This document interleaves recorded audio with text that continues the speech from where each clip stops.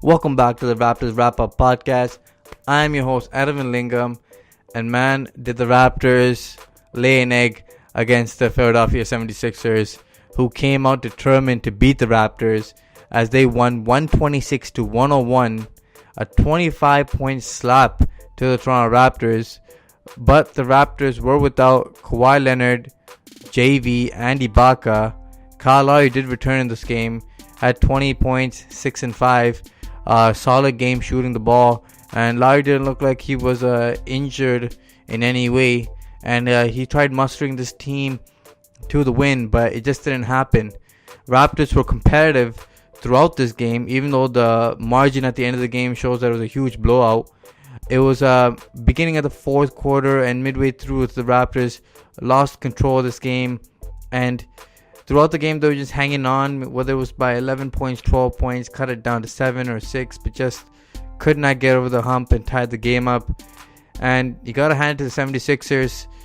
They did a great job. They came out strong. They came out wanting to dominate and control the game, and they did just that in front of their home crowd as they took care of business. Now, if I had to say what the Raptors' reason for losing this game, let's start off with 3 points. First point. Raptors were unable to contain their big three and JJ Redick, who all were playing amazing yesterday and just could not be stopped. Embiid destroyed inside, hit the mid-range. Raptors did not force Embiid to take any threes or anything. So that's probably like the one weakness of Embiid's game that they're trying to push away from, and he did just that.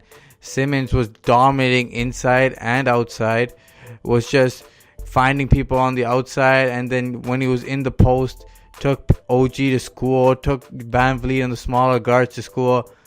Just no way to stop Simmons there, and especially when he was flying and running downhill, there was no chance. Third, Jimmy Butler didn't take a lot of shots, but he was finding guys regularly and making back cuts, hurting the Raptors when the Raptors were trying to make a run, and it hurt. And then JJ Redick, man, every time he gets those dribble handoffs or those open stepping into those threes, he burned the Raptors with 20 plus points in the night.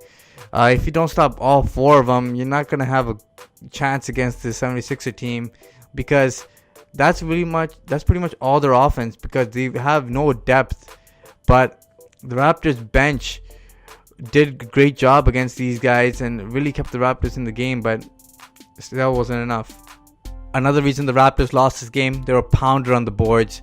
With no JV, no Ibaka, you pretty much relied on Monroe and Pascal Siakam at the 5 to really get you your rebounds. But Embiid and Simmons were smashing the glass, and the Raptors could not rebound the basketball, and that's why they lost tonight. Just absolutely dominated in the rebounding category tonight. The third factor is the Raptors were coming off a back-to-back. Most of their shots were flat. The only two who actually had their legs with them was Kyle Lowry, who was coming off a few games injured rest, and Pascal Siakam, who was going toe-to-toe with Embiid in that first half, each with about 20 points each in the first half. And Pascal ended off the game with a solid night, but still not enough. Key points to this game for the Raptors was CJ Miles continues to struggle. When the Raptors really needed a basket and really needed some shooting out there, CJ Miles' first shot was an air ball, and every other shot that he took wasn't anywhere close.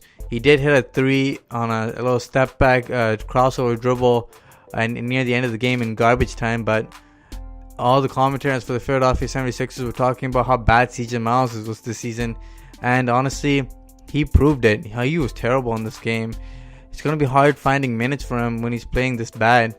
Second, the Raptors' Greg Monroe was a terrible matchup against Embiid, because he's not faster than Embiid and he's not taller than Embiid either. So he doesn't really have that much of an advantage against guys like Embiid, and Embiid kept blocking him every time he tried to come close, and it hurt the Raptors right there. The third reason the Raptors lost this game is they ran and fell for so many pump fakes.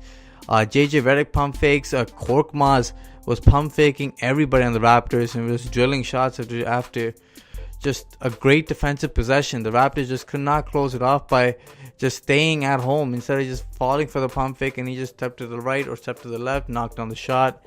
Raptors fell for millions of pump fakes. Jimmy Butler's pump fakes. It was just sad at a point.